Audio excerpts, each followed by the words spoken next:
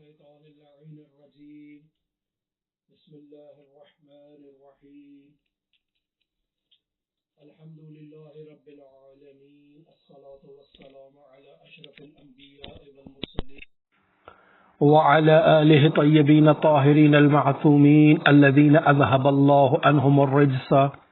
وطهرهم تطهيرا. قال سيدي ومولاي صاحب العصر والزمان وأما الحوادث الواقعة فارجعوا فيها إلى رواة أحاديثنا فإنهم حجتي عليكم وأنا حجة الله.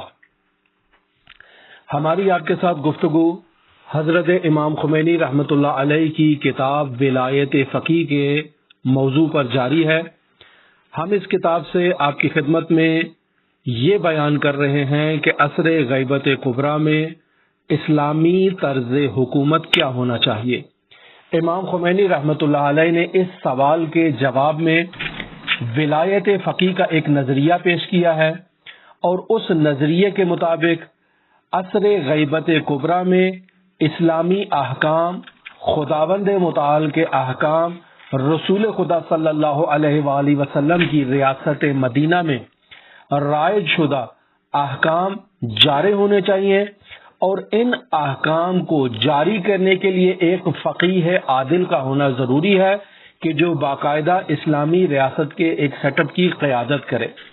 اس موضوع پر ہماری آپ کے ساتھ گفتگو جاری تھی اور احادیث نورانیہ کو ہم آپ کی خدمت میں بیان کر رہے تھے. ہماری آج کی گفتگو توقیعات حضرت امام عصر صاحب العصر والزمان سے متعلق ہے. یعنی آج کی گفتگو میں اور آئندہ گفتگو میں حضرت صاحب العصر والزمان اجل اللہ تعالی فرجہ الشریف سے متعلق توقیعات کو ہم آپ کی خدمت میں بیان کریں گے. آج جس روایت کا ہم نے انتخاب کیا ہے اور امام خمینی رحمۃ اللہ علیہ نے اس کو بیان کیا ہے، یہ توقیع ہے اسحاق بن یعقوب سے متعلق. کتاب اکمال الدین میں اس روایت کو نقل کیا گیا ہے. فی کتاب اکمال الدین و اتمام النعمہ عن محمد بن عصام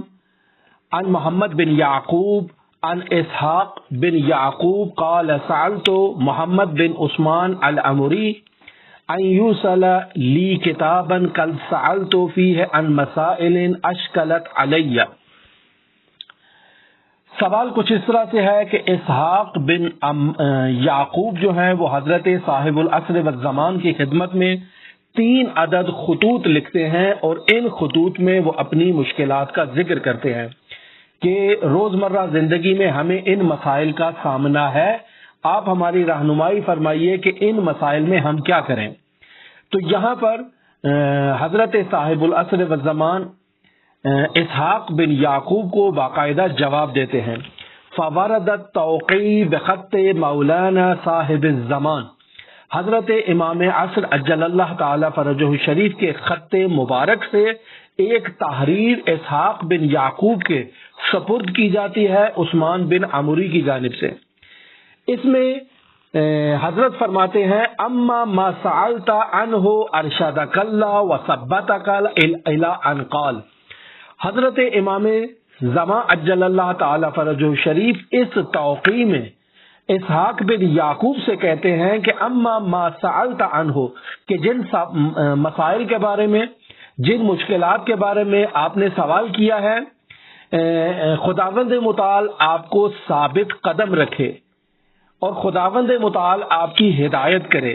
یہ بات کمپلیٹ کرنے کے بعد یہاں سے وہ موضوع گفتگو شروع ہوتا ہے کہ جو اسحاق بن یعقوب کے سوال کا جواب ہے. حضرت فرما رہے ہیں وَأَمَّا الْحَوَادِثُ الْوَاقِعَةُ، یعنی عصر غیبت کبریٰ میں درپیش آنے والے معاشرتی مسائل جو آپ کو پیش آ رہے ہیں، روزمرہ زندگی میں جو حوادثات آ رہے ہیں، اما الحوادث الواقعہ فارجعوا فیہا الی رواة حدیثنا، ان حوادث واقعہ میں آپ کی یہ ذمہ داری ہے کہ آپ رجوع کریں ہماری احادیث کے راوی کی طرف، روات کی طرف رجوع کریں. کیوں رجوع کریں؟ فَإِنَّهُمْ حُجَّتِي عَلَيْكُمْ، یہ روات حدیث میری جانب سے آپ کے اوپر حجت ہے. وَأَنَا حُجَّتُ اللَّهِ، اور میں اللہ تبارک و تعالی کی جانب سے حجت ہوں۔ وَأَمَّا محمد بن عثمان العمری فرضی اللہ عنہ وعن ابیہ فإنہم ثقتی وکتابہ کتابی۔ اور جہاں تک مسئلہ ہے محمد بن عثمان العمری کا، خداوند متعال ان سے راضی ہو اور ان کے والد بزرگوار سے، چونکہ وہ بھی حضرت امام زمان عجل اللہ تعالی فرجہ شریف کے نواب اربع میں سے ایک نائب اور پہلے نائب تھے۔ فَإِنَّهُ ثِقَتِي وَكِتَابُهُ كِتَابِي، یہ اس محمد بن عثمان عمری جو ہیں یہ ثقہ ہیں اور ان کی تحریر میری تحریر ہے۔ یعنی اگر یہ آپ کو کوئی دستخط حوالے کرتے ہیں اور کہتے ہیں کہ یہ مولانا صاحب العصر والزمان سے دستخط ملا ہے تو وہ میرا دستخط ہے، اس پر آپ اعتماد کریں۔ یہ وہ عین روایت کا متن ہے جسے ہم نے آپ کی خدمت میں بیان کیا۔ اب یہاں پر بیان کر رہے ہیں کہ غیبت صغریٰ سے متعلق یہ روایت ہے، لیکن روایت کا متن اور روایت کا جواب جو ہے وہ ایک عمومیت کا حامل ہے۔ مثلا آپ خود ایک دفعہ اس میں رجوع کریں، ارشاد ہوتا ہے وَأَمَّا الْحَوَادِثُ الْوَاقِعَةُ فَارْجِعُوا فِيهَا إِلَىٰ رُوَاةِ حَدِيثِنَا فَإِنَّهُمْ حُجَّتِي عَلَيْكُمْ وَأَنَا حُجَّةُ اللَّهِ، کہ درپیش حوادث و واقعات میں ہماری حدیث کے راویوں کی طرف رجوع کرو۔ کیوں؟ چونکہ یہ راوی میری طرف سے آپ کے اوپر حجت ہے، یعنی میں صاحب العصر والزمان یہ کہہ رہا ہوں کہ یہ روات حدیث میری جانب سے آپ کے اوپر حجت ہے، وَأَنَا حُجَّةُ اللَّهِ، اور میں اللہ تبارک و تعالی کی جانب سے حجت ہوں۔ یہاں سوال یہ پیدا ہوتا ہے کہ اس روایت میں جو کلمہ استعمال ہوا ہے وہ حوادث واقعہ سے متعلق ہے۔ سوال یہ پیدا ہوتا ہے کہ کیا حوادث واقعہ فقہی مسائل ہیں اور شرعی مسائل ہیں یا نہیں؟ اس سے ہٹ کر کوئی چیز پوچھنا چاہ رہے ہیں، یعنی سائل یہ نہیں پوچھنا چاہتا کہ مجھے نماز کے متعلق شکیات میں کوئی مسئلہ پیش آ جاتا ہے، مجھے حج سے متعلق کوئی مشکل پیش آ جاتی ہے،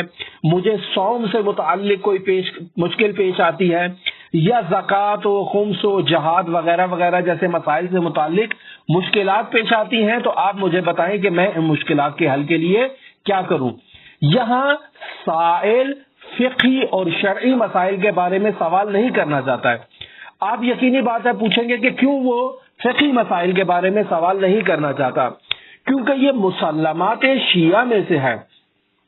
کہ جب بھی آپ کو کوئی فقہی مشکل پیش آئے گی تو متواتر روایات کی بنیاد پر آپ ان روزمرہ فقہی مسائل اور مشکل مسائل کے حل کے لیے فقہا کی طرف رجوع کریں گے۔ یہ ایک واضح مسئلہ ہے کہ جو روایات اہل بیت علیہ الصلوۃ والسلام میں بیان ہو چکا ہے، اور نہ صرف بیان ہو چکا ہے بلکہ زمانے حضور حضرات معصومین علیہ الصلوۃ والسلام میں بھی ایسا ہی ہوتا تھا۔ اب تک کی ہماری طول و تفصیل والی گفتگو جو آپ کے ساتھ ہم شیئر کر چکے ہیں اس میں اس مطلب کو واضح طور پر بیان کر چکے ہیں کہ حضرات ائمہ معصومین علیہ الصلوۃ والسلام کی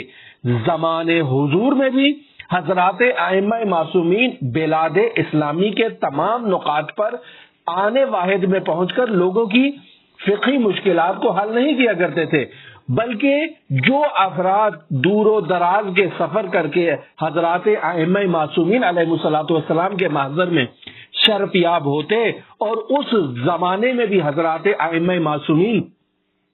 اس کنڈیشن میں ہوتے کہ لوگوں کے سوالات کا جواب دے سکے، تب وہ لوگوں کے سوالات کا جواب دیتے تھے۔ بسا اوقات حکومت کی کڑی نظر ہوتی تھی، حضرات ائمہ معصومین لوگوں سے ڈائریکٹ رابطہ برقرار نہیں کر سکتے تھے، بسا اوقات ایسی مشکلات پیش آتی تھی کہ خود سائل کی جان کو خطرہ ہوتا تھا کہ اگر وہ ائمہ معصومین علیہ الصلوۃ والسلام کے نزدیک ہو، ائمہ معصومین علیہ الصلوۃ والسلام سے کسی قسم کا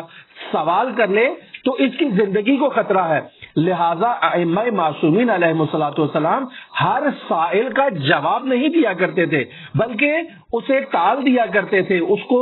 دوسرے مواقع کی طرف رجوع کرنے کا حکم دیا کرتے تھے۔ اور مسلمہ مسئلہ ہے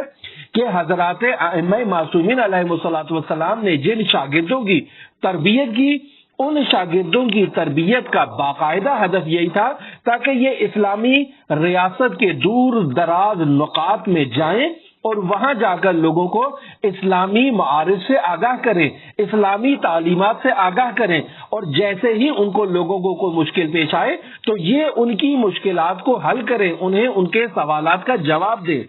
اس مسائل پر ہم آپ کے ساتھ تفصیلی گفتگو کر چکے ہیں، لہذا زمانے حضور حضرات ائمہ معصومین علیہ الصلوۃ والسلام میں بھی لوگ اپنی روزمرہ زندگی کے فقہی مسائل کے حل کے لیے فقہا کی طرف رجوع کیا کرتے تھے، اور یہ فقہا باقاعدہ ائمہ معصومین علیہ الصلوۃ والسلام کے تائید شدہ فقہا ہوتے تھے۔ آج کے زمانے میں لوگ تقلید کے بارے میں سوالات کرتے ہیں، اعتراضات کرتے ہیں اور کہتے ہیں کہ ہم امام کی تقلید کریں گے، اور بھائی عقل کے اندھو، حضرات ائمہ معصومین علیہ الصلوۃ والسلام کے زمانے حضور میں بھی تمام افراد ائمہ معصومین کی طرف ڈائریکٹ رجوع نہیں کر پاتے تھے، اور انہی زرارہ اور محمد بن مسلم سے رابطہ کیا کرتے تھے، اور ائمہ معصومین نے لوگوں کو ان کی طرف رجوع کرنے کا کہا ہوا تھا، کیونکہ ائمہ معصومین علیہ الصلوۃ والسلام اپنی حیات طیبہ میں مشکلات کا شکار تھے، تقیہ میں مبتلا تھے، حکومت کی کڑی نظر ہوا کرتی تھی۔ تمام ائمہ معصومین امام محمد باقر، امام جعفر صادق یا امام علی ابن موسیٰ الرضا علیہ آلاف و تحیت و ثنا کی طرح اس قدر وسیع وقت ان کے پاس نہیں تھا، یا اس قدر وسیع ان کو وقت نہیں ملا ہوا تھا کہ وہ اسلام کی نشر و اشاعت کر سکیں۔ ڈائریکٹ حکومت کی ان پر نظر ہوا کرتی تھی، حکومتی کارندے باقاعدہ ان کی جاسوسی میں لگا کرتے تھے، اور وہ اسلام کی اس انداز میں نشر و اشاعت نہیں کر سکتے تھے جس انداز میں حضرت امام محمد باقر، حضرت امام جعفر صادق اور حضرت امام علی ابن موسیٰ الرضا علیہ آلاف و تحیت و ثنا نے یہ کی۔ لہذا امام محمد باقر کو باقر العلوم کہا جاتا ہے، امام جعفر صادق کو رئیس مذہب کہا جاتا ہے، اور امام علی ابن موسیٰ الرضا علیہ آلاف و تحیت و ثنا کو عالم محمد کہا جاتا ہے۔ کیوں کہا جاتا ہے؟ کیونکہ یہ وہ تین ائمہ معصومین ہیں جن کو اپنے زمانے کے حکمرانوں سے فرصت ملی، وقت ملا، زمانے کے حکمران آپس کی کشمکش میں مبتلا تھے، ائمہ معصومین کو یہ وقت ملا کہ وہ اسلام کی تعلیمات کو آگے منتقل کر سکے۔ لہٰذا یہ مسلمات شیعہ میں سے ہے کہ جیسا زمانے حضور میں مستند روات کی طرف اور مستند فقہا کی طرف رجوع کیا جاتا تھا، عصر غیبت صغرا میں اور عصر غیبت کبریٰ میں بھی جب شیعوں کو کسی قسم کی فقہی مشکل پیش آئے، کسی قسم کی عقیدتی مشکل پیش آئے، کوئی ان کو سوال ہو تو وہ فقہا کی طرف رجوع کرے اور فقہا سے سوال کرے کہ ان کے سوال کا جواب کیا ہے، فقہا ان کو ان کے سوال کا جواب دیں گے۔ لہذا یہاں پر اسحاق بن یعقوب حتمن حضرت امام زمان اجل اللہ تعالی فرجہ شریف سے یہ نہیں پوچھنا چاہ رہے کہ مجھے نماز کے متعلق کوئی مسئلہ پیش آئے، روزے سے متعلق کوئی مسئلہ پیش آئے تو میں کیا کروں، بلکہ یہ حضرات سے یہ پوچھنا چاہ رہے ہیں حضرت امام زمانہ سے کہ حوادث واقعات جو پیش آتے ہیں روزمرہ زندگی میں، ان مسائل سے متعلق میں کیا کروں۔ اب وہ شخص جو حضرت صاحب العصر والزمان کے زمانے میں ہے، غیبت صغرا کے دور میں امام زمان اجل اللہ تعالی فرجہ شریف کو خط لکھ رہا ہے، اور خط لکھ کر حضرت امام زمان سے اپنی مشکلات کے مسائل کا حل کر سکتا ہے۔ لیکن آپ یہ بات بھی اپنے ذہن میں رکھیں کہ تمام شیعوں کو یہ سہولت میسر نہیں تھی کہ اگر پورے بلاد اسلامی سے 2 لاکھ 3 لاکھ شیعہ ہر روز بیٹھ جائے امام زمانہ کو خط لکھنے کے لیے اور عثمان ابن عمری تک پہنچا دے، اور محمد بن عثمان عمری ان کو امام زمانہ تک پہنچائیں، پھر امام زمانہ ان کو خط کا جواب دیں، اور پھر وہ تمام بلاد اسلامی تک ان کو باقاعدہ منتقل کریں۔ اتنا وسیع وقت امام زمان اجل اللہ تعالی فرجہ شریف اور عثمان بن عمری کے لیے نہیں تھا، چونکہ عثمان ابن عمری اور محمد بن عثمان یہ دونوں بھی تقیہ کی حالت میں حضرت امام زمان اجل اللہ تعالی فرجہ شریف کی نیابت کے وظائف انجام دیا کرتے تھے۔ لہذا صرف وہی شیعہ خلص افراد جن کو مشکل پیش آتی تھی، جنہیں معلوم ہوتا تھا کہ اس مشکل کا حل محمد بن عثمان نے امام سے پوچھ کے دینا ہے، وہی رجوع کرتے تھے۔ تو اس انداز میں ہم یہ کہہ سکتے ہیں کہ وہ افراد جو خود اپنے زمانے کے نامی گرامی فقہا ہوں یا اپنے زمانے کے معروف اور رجال میں سے ہوں کہ جن کی طرف شیعہ رجوع کرتے ہوں، جب ان کے پاس کسی مسئلے کا حل نہ ہو تو یہ اپنے سے بڑے فقیہ کی طرف رجوع کریں گے، اگر اس کے پاس بھی اس مسئلے کا حل نہ ہو تو پھر ایسی صورت میں یہ حضرت صاحب العصر والزمان کی طرف تحریر کریں گے تاکہ وہ ان کو جواب دیں۔ یہ جو سوال اسحاق بن یعقوب پوچھنا چاہ رہے ہیں امام زمان عجل اللہ تعالی فرجہ شریف سے، یہ حوادث واقعہ، یہ فقہی مسائل اور شرعی مسائل سے متعلق نہیں ہے، لہذا حوادث واقعہ سے مراد ایسے معاشرتی مسائل اور ایسی معاشرتی مشکلات ہیں کہ جو ہر دور میں مسلمانوں کو پیش آ سکتی ہیں۔ ایسی معاشرتی مشکلات میں مسلمانوں کا کیا وظیفہ ہے، کس کی طرف مسلمانوں کو رجوع کرنا چاہیے؟ تو سوال سے ایسا معلوم ہوتا ہے کہ یہ سوال بطور کلی کیا گیا ہے کہ ہر زمانے میں خواہ وہ غیبت صغریٰ کا ہو خواہ وہ غیبت کبریٰ کا ہو، ہر زمانے میں جب حوادث واقعہ پیش آئے، جب مشکل مسائل پیش آئے تو ایسے میں کیا کرنا چاہیے؟ لہذا حضرت صاحب العصر والزمان نے بھی سوال کی کلیت کو مد نظر رکھتے ہوئے جواب بھی بطور کلی ارشاد فرمایا ہے کہ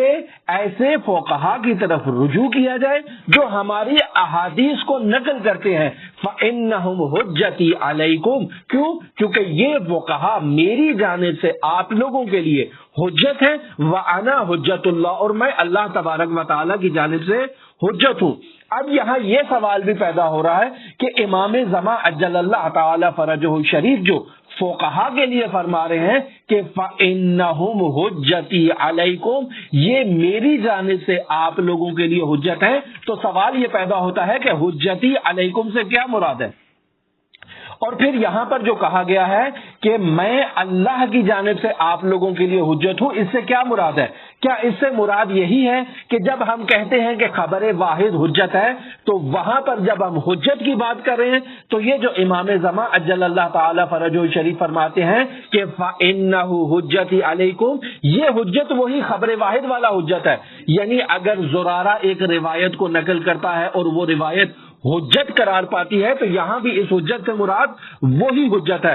امام زمان عجل اللہ تعالی فرجہ شریف بھی یہاں پر ایک زرارہ کا کردار ادا کر رہے ہیں، یعنی زرارہ جس طرح سے روایت امام معصوم سے لے رہا ہے اور آگے منتقل کر رہا ہے، یہاں پر فقیہ بھی وہی کردار ادا کر رہا ہے جو زرارہ کا کردار ہے، یعنی حضرت صاحب العصر والزمان سے یا ائمہ معصومین علیہم الصلوۃ والسلام سے ایک فقہی مسئلے کو اخذ کرے گا اور اسے آگے منتقل کرے گا، ایک سیاسی مسئلے کو اخذ کرے گا اسے آگے منتقل کرے گا۔ کیا حجت سے مراد یہ حجت ہے؟ یہ جو کہا جاتا ہے کہ ولی امر اللہ کی جانب سے حجت ہے، تو اس حجت سے کیا مراد ہے؟ کیا یہ حجت صرف شرعی مسائل کے اندر حجت ہے یا نہیں شرعی مسائل سے بڑھ کر ہے؟ یعنی ہمارے لیے کیا صرف ولی امر کا کام فقہی مسائل کو بیان کرنا ہے یا فقہی مسائل سے بڑھ کر ان کا کردار ہے؟ یہاں پر اگر رسول خدا صلی اللہ علیہ وآلہ وسلم ارشاد فرماتے ہیں کہ میری زندگی کا آخری وقت آ چکا ہے، اب میں اس دنیا سے وصال کرنے لگا ہوں اور میرے بعد امیر المؤمنین علی ابن ابی طالب کی ذات آپ کے لیے حجت ہے، سوال یہ پیدا ہوتا ہے کہ اس حجت سے کیا مراد ہے؟ یہ جو امام زمان عجل اللہ تعالی فرجہ شریف کہہ رہے ہیں کہ فَإِنَّهُمْ حُجَّتِي عَلَيْكُمْ، یہ میری جانب سے آپ لوگوں کے اوپر حجت ہے، کیا یہ حجت اسی طرح سے ہے جیسا حضرت خاتم الانبیاء نے فرمایا ہے کہ علی ابن ابی طالب میری جانب سے آپ کے اوپر حجت ہے؟ کیا یہ اس انداز میں حجت ہے جو حضرت خاتم الانبیاء کی طرف سے اگر نقل ہو؟ تو یہ اس حجت کے تفاوت کو آپس میں مد نظر رکھنا بہت ضروری ہے، یعنی اگر رسول خدا صلی اللہ علیہ وآلہ وسلم فرمائیں کہ میرے بعد علی ابن ابی طالب حجت ہے تو اس حجت سے اس معاشرے کے دور کے لوگ کیا سمجھتے ہیں؟ مثلا رسول خدا صلی اللہ علیہ وآلہ وسلم ارشاد فرما رہے ہیں کہ من کنت مولا ہو فہذا علی مولا، جس کا میں مولا ہوں اس کا علی مولا ہے، یعنی جس شخص کے اوپر میں حجت ہوں اس شخص کے اوپر علی ابن ابی طالب کی ذات بھی حجت ہے۔ تو سوال یہ پیدا ہوتا ہے کہ اس زمانے کے لوگ اس حجت سے کیا مراد لیتے تھے؟ یقینی بات ہے اس حجت سے مراد وہ اولا بالتصرف لیا کرتے تھے، لہذا فوراً آ کر کہتے ہیں بخن بخن یا علی ابن ابی طالب اصبحت مولائی، اے علی ابن ابی طالب آپ کو مبارک ہو، آپ ہمارے مولا قرار پا گئے ہیں۔ وہ کون سے مولا؟ وہ وہی معنی میں مولا ہے جس معنی میں رسول خدا صلی اللہ علیہ وآلہ وسلم مولا تھے۔ لہذا حجت اللہ کے ذریعے سے ہمیں یہ بات معلوم ہو جاتی ہے کہ رسول خدا صلی اللہ علیہ وآلہ وسلم جو ارشاد فرما رہے ہیں کہ علی ابن ابی طالب حجت ہیں، من کنت مولا فہذا علی مولا کے ذریعے سے، تو یہاں حضرت صاحب العصر والزمان فرما رہے ہیں کہ انا حجت اللہ،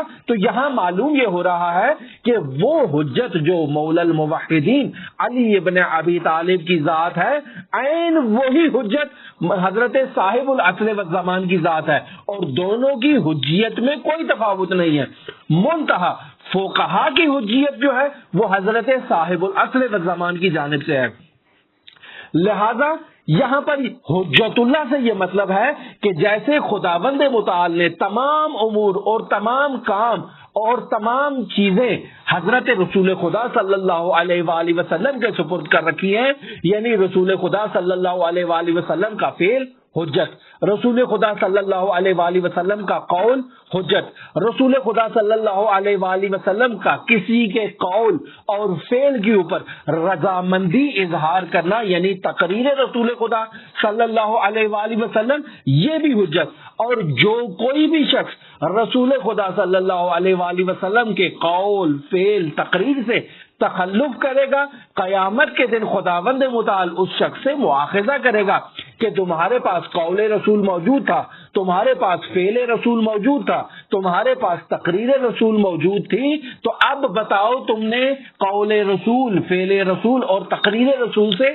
تخلف کیوں کیا، کیوں اختلاف کیا رسول خدا صلی اللہ علیہ وآلہ وسلم کی ذات سے؟ پس اگر وہ حجت اللہ ہے یعنی کسی کام کو انجام دینے کا حکم دیتے ہیں، بطور مثال کہتے ہیں کہ آپ جیش اسامہ کو تشکیل دیں، یہ رسول خدا نے حکم دیا ہے، تو جو افراد جیش اسامہ سے تخلف کرے، رسول خدا صلی اللہ علیہ وآلہ وسلم فرما رہے ہیں کہ لعن اللہ من تخلف عن جیش الاسامہ، جو جیش اسامہ سے تخلف کرے اللہ کی اس پر لعنت ہو۔ یا رسول خدا صلی اللہ علیہ وآلہ وسلم فرما رہے ہیں کہ آپ جاؤ، جا کر حدود الہی کو جاری کرو، یعنی اگر کسی نے شراب پی ہے تو اس کو کوڑے لگائے جائیں، کسی نے زنا کیا ہے تو اس کو کوڑے لگائے جائیں، اس کو تعزیرانے جاری کیے جائیں، اور اگر زنائے محسنہ ہے تو اس کو سنسار کیا جائے۔ تو یہ جو رسول خدا صلی اللہ علیہ وآلہ وسلم نے کسی کے ذمے حدود کے اور قصاص کے اجرا کا وظیفہ لگایا ہے، اگر وہ اپنی ذمہ داری کو انجام نہیں دے رہا تو اس نے رسول خدا صلی اللہ علیہ وآلہ وسلم کے فرمان ذیشان سے تخلف کیا ہے، اور جب اس نے تخلف کیا ہے، حکم عدولی کی ہے، تو قیامت کے دن اس سے سوال کیا جائے گا کہ تمہارے پاس حجت موجود تھی، یعنی رسول خدا کا قول موجود تھا، رسول خدا کا فعل موجود تھا، رسول خدا کی تقریر موجود تھی، تمہیں کس نے حق دیا تھا کہ تم رسول خدا صلی اللہ علیہ وآلہ وسلم کے فرمان ذیشان سے حکم عدولی کرو؟ لہذا اگر حجت کے ہوتے ہوئے کوئی اپنے باہمی اختلافات کی بنیاد پر رجوع کرتا ہے کسی ظالم قاضی کی طرف، تو قیامت کے دن اس کا مواخذہ کیا جائے گا، اس سے پوچھا جائے گا کہ تم نے طاغوت کی طرف رجوع کیا کیوں کیا ہے؟ خداوند متعال نے تمہیں حکم دیا ہے کہ تم طاغوت سے دوری اختیار کرو، تم طاغوت سے دوری اختیار کرنے کی بجائے طاغوت کی گود میں جا کر بیٹھ گئے اور طاغوت سے کہا کہ میرے اس مسئلے کا حل کر دیں، طاغوت نے تمہارے اس مسئلے کا حل کر دیا، تو یہ باطل ہے۔ طاغوت سے حق لینا بھی باطل ہے، کیوں؟ کیونکہ تم نے طاغوت سے حکم لیا ہے، اور طاغوت کی مخالفت کا اللہ اور اس کے رسول نے ہمیں حکم دیا ہے، لہذا قیامت کے دن ہمارے سے مواخذہ ہوگا۔ خداوند متعال نے حضرت امیر المومنین علی ابن ابی طالب علیہ آلاف و تحیت وسنا کی ذات گرامی کو بھی ایک معیار قرار دیا ہے تاکہ قیامت کے دن مواخذہ ہو۔ کن لوگوں کا؟ ان لوگوں کا کہ علی ابن ابی طالب طالب کے ہوتے ہوئے وہ لوگ جو علی ابن ابی طالب کو اس کے حق سے محروم رکھتے تھے، وہ لوگ جو علی ابن ابی طالب کے ہوتے ہوئے احادیث بیان کرتے تھے، وہ لوگ جو علی ابن ابی طالب کے ہوتے ہوئے اسلام کی منفی تبلیغ کیا کرتے تھے، وہ لوگ جو علی ابن ابی طالب کے ہوتے ہوئے حدود و قصاص کو جاری کیا کرتے تھے۔ کیوں تخلف کیا انہوں نے؟ کیونکہ رسول خدا صلی اللہ علیہ وآلہ وسلم نے ارشاد فرمایا من کنت مولا ہوں فہذا علی مولا، جس کا میں مولا ہوں اس کا علی مولا ہے۔ یعنی ریاست اسلامی کی باغ دوڑ رسول خدا صلی اللہ علیہ وآلہ وسلم نے مولا الموحدین علی ابن ابی طالب علیہ آلاف التحیت و ثنا کے سپرد کی ہے۔ جب علی ابن ابی طالب ریاست مدینہ کے سربراہ ہے تو کسی کو اس ریاست مدینہ کی سربراہی کرنے کا حق حاصل نہیں ہے، کسی کو اس ریاست مدینہ میں قضاوت کرنے کا حق حاصل نہیں ہے، کسی کو بیت المال وصول کرنے کا حق حاصل نہیں ہے، اور کسی کو بیت المال تقسیم کرنے کا یا استعمال کرنے کا حق حاصل نہیں ہے سوائے علی ابن ابی طالب کی ذات کے۔ کیوں؟ کیونکہ یہ حجت ہے کس کی طرف سے؟ رسول خدا صلی اللہ علیہ وآلہ وسلم کی جانب سے۔ لہذا جن لوگوں نے رسول خدا صلی اللہ علیہ وآلہ وسلم کے فرمان ذیشان سے تخلف کیا اور علی ابن ابی طالب کو ٹھکرا دیا اور چلے گئے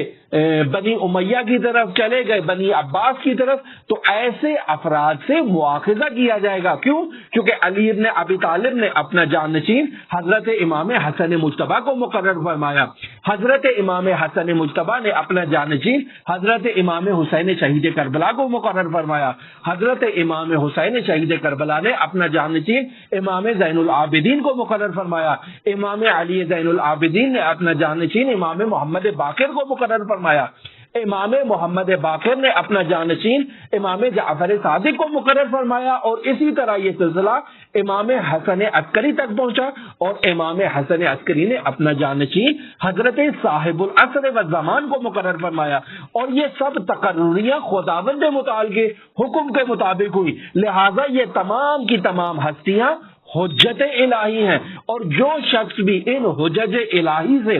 تخلف کرے گا قیامت کے دن اس سے مواخذہ کیا جائے گا کہ تم نے حجت الہی سے کیوں تخلف کیا۔ اسی طرح سے جب حضرت صاحب العصر والزمان فرما رہے ہیں کہ فَإِنَّهُمْ حُجَّتِي عَلَيْكُمْ، کہ یہ روات حدیث میری جانب سے آپ لوگوں کے اوپر حجت ہیں، تو جو شخص بھی حوادث واقعہ میں ان روات احادیث سے تخلف کرے، حکم عدولی کرے، من گھڑت فیصلے کرے، خود روات حدیث کی جگہ پر آ کر بیٹھ جائے، تو اس کے پاس حجت موجود ہے، اور وہ حجت کیا ہے؟ حضرت صاحب العصر والزمان کی طرف سے حجت ہے۔ لہذا تخلف کرنے والے کا قیامت کے دن مؤاخذہ ہوگا، عین اسی طرح سے جیسے مولا الموحدین علی ابن ابی طالب کی ذات گرامی سے تخلف کرنے والے سے قیامت کے دن مؤاخذہ ہوگا۔ تو ایسی صورتحال میں حجت الہی سے تخلف کرنے کا کسی کو حق حاصل نہیں ہے، اور آخری حجت کی طرف سے معین کردہ حضرت صاحب العصر والزمان کی طرف سے معین کرتا حجت جو روات حدیث ہیں، جو فقہا ہیں، ان فقہا سے حکم عدولی کرنا بھی مؤاخذے کا باعث بنے گا جو قیامت کے دن ہوگی۔ لہذا فقہا امام زمان عجل اللہ تعالی فرجہ الشریف کی طرف سے حجت ہے۔ سوال یہ پیدا ہوتا ہے کس چیز میں حجت ہے؟ کیا صرف فقہی مسائل کو بیان کرنے میں حجت ہے؟ تو فقہی مسائل کو بیان کرنے میں تو مولا الموحدین کی ذات بھی صرف حجت نہیں تھے، رسول خدا صلی اللہ علیہ وآلہ وسلم کی ذات بھی حجت نہیں تھے، بلکہ رسول گرامی کی ذات فقہی مسائل کو بیان کرنے کے ساتھ ساتھ ان کے اجرا کی پابند تھی۔ لہذا ان کی حجیت اس طرح تھی کہ وہ اسلامی احکام کو باقاعدہ معاشرے کے اندر نافذ کریں۔ مولا الموحدین کی حجیت بھی اسی طرح سے ہے، حضرات ائمہ معصومین علیہ الصلوۃ والسلام کی حجیت بھی عین اسی طرح سے ہے کہ وہ احکام اسلامی کو اخذ کریں اور اسے اسلامی معاشرے کے اوپر جاری کریں۔ لہذا اگر امام زمان اجل اللہ تعالی فروجہ شریف فرما رہے ہیں کہ فَإِنَّهُمْ حُجَّتِي عَلَيْكُمْ، یہ میری جانب سے آپ لوگوں کے اوپر حجت ہے، تو یہاں یہ مسئلہ واضح ہو جاتا ہے کہ امام زمان یہ کہنا چاہ رہے ہیں کہ یہ روات حدیث جو فقہا ہے یہ تمام حکومتی مسائل میں میری جانب سے آپ کے اوپر حجت ہے، یہ مسلمانوں کے امور کی مینجمنٹ میں میری جانب سے آپ کے اوپر حجت ہے، یہ بیت المال کو اخذ کرنے میں یعنی خمس وصول کرنے میں، زکوٰۃ وصول کرنے میں، خراج وصول کرنے میں، جزیہ وصول کرنے میں اور دیگر اسلامی ٹیکسز وصول کرنے میں میری جانب سے حجت ہے۔ تو جب امام کی جانب سے یہ تمام مینجمنٹ میں اسلامی امور کی یہ حجت ہے تو جو شخص بھی ان فقہا سے تخلف کرے گا قیامت کے دن اس کا مواخذہ ہوگا کہ امام زمان اجل اللہ تعالی فرجہ شریف کی توقیع مبارکہ موجود تھی۔ حضرت صاحب العصر نے فرما دیا کہ فَإِنَّهُمْ حُجَّتِي عَلَيْكُمْ، یہ میری جانب سے آپ کے اوپر حجت ہے، وَأَنَا حُجَّتُ اللَّهِ، اور میں اللہ کی جانب سے حجت ہوں، وَمَا آتَاكُمُ الرَّسُولُ فَخُذُوهُ وَمَا نَهَاكُمْ عَنْهُ فَانْتَهُوا کا مصداق،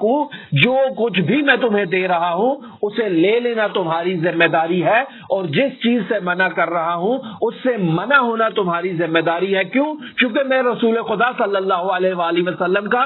جانشین ہوں۔ جب میں رسول خدا صلی اللہ علیہ وآلہ وسلم کا جانشین ہوں تو میرے حکم کے مطابق تم لوگوں کی ذمہ داری ہے کہ حوادث واقعہ میں یعنی تمام حکومتی مسائل میں، تمام معاشرتی مسائل میں، معاشرے کی مینجمنٹ میں، بیت المال کی وصولی میں، بیت المال کے استعمال میں، قضاوت میں وغیرہ وغیرہ تمام حوادث واقعہ میں تم لوگوں کی یہ ذمہ داری ہے کہ تم فقہا کی طرف رجوع کرو، تم روات احادیث کی طرف رجوع کرو۔ کیوں؟ چونکہ فَإِنَّهُمْ حُجَّتِي عَلَيْكُمْ، یہ میری جانب سے آپ لوگوں کے اوپر حجت ہے، وَأَنَا حُجَّتُ اللَّهِ، اور میں اللہ تبارک و تعالیٰ کی جانب سے حجت الہی ہوں۔ پس یہاں پر اس روایت کا خلاصہ امام خمینی رحمۃ اللہ علیہ ان الفاظ میں بیان کر رہے ہیں کہ یہ روایت اما الحوادث الواقعہ فارجعوا فیہا الی روات حدیثنا فانہم حجتی علیکم وانا حجت اللہ، یہ روایت ہمارے مدعا یعنی ولایت فقیہ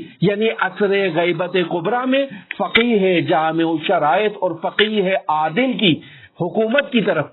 مکمل طور پر دلالت کر رہی ہے، لیکن اس روایت کی سند پر علماء نے اور فقہا نے اعتراضات کیے ہیں۔ لہذا امام خمینی رحمۃ اللہ علیہ فرما رہے ہیں کہ اگر اس روایت کو ہم مستقل دلیل کے عنوان سے بیان نہ کریں یعنی ولایت فقیہ کے ادلہ میں اس روایت کو بطور مستقل ہم بیان نہ بھی کریں تو بھی ہم نے اب تک جتنی روایات بیان کی ہیں، جتنے دلائل پیش کیے ہیں، یہ روایت ان تمام دلائل کے لیے ایک معید کے طور پر پیش کی جا سکتی ہے اور ان کے استحکام کے لیے کفایت کرتی ہے۔ لہذا ہمارے مدعا کے اوپر پھر بھی دلیل ہے، لہذا ہم اس روایت سے اس عنوان سے یعنی بے عنوان معید استفادہ کریں گے۔ آج کی ہماری یہ گفتگو آپ کے ساتھ اس توقیع مبارک حضرت امام زمان اجل اللہ تعالی فرجہ شریف پر ختم ہوتی ہے۔ ہم اپنی کل کی گفتگو میں آپ کی خدمت میں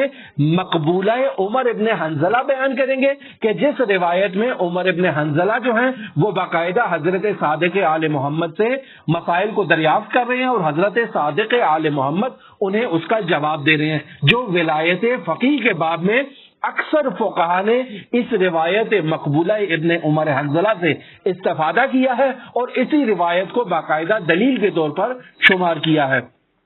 ہماری دعا ہے کہ خداوند متعال ہمیں عصر غیبت کبریٰ میں اسی طرح کی ایک اسلامی حکومت عطا فرمائے کہ جس کے تحت ہم اسلام کے تمام احکام کے اوپر عمل کر سکیں اور اسلام کی سربلندی کے ساتھ ساتھ انسانی معاشرہ جو ہے وہ تعالی تک پہنچ سکے، رشد اختیار کر سکے، ترقی کر سکے، تاکہ قیامت کے دن خداوند متعال کے حضور اس کا مواخذہ نہ ہو اور یہ انسان کہے کہ میں نے امام زمان اجل اللہ تعالی فرجہ شریف کے فرمان ذیشان پر عمل کیا جس میں امام زمانہ نے فرمایا فَإِنَّهُمْ حُجَّتِي عَلَيْكُمْ، پس یہ فقہا چونکہ میرے اوپر حجت تھے میں نے ان کو اپنے اوپر حاکم قرار دیا ہے، لہٰذا یہی تمام مسائل کے جواب دہ ہیں، میں ان مسائل میں جواب دہ نہیں ہوں، یہ وہ مواخذے کا باعث نہیں بنے گا۔ اگر آپ دلچسپی رکھیں ولایت فقیہ کی گفتگو کو سننے میں تو کل ہم آپ کی خدمت میں مقبولہ عمر ابن حنظلہ کو بیان کریں گے،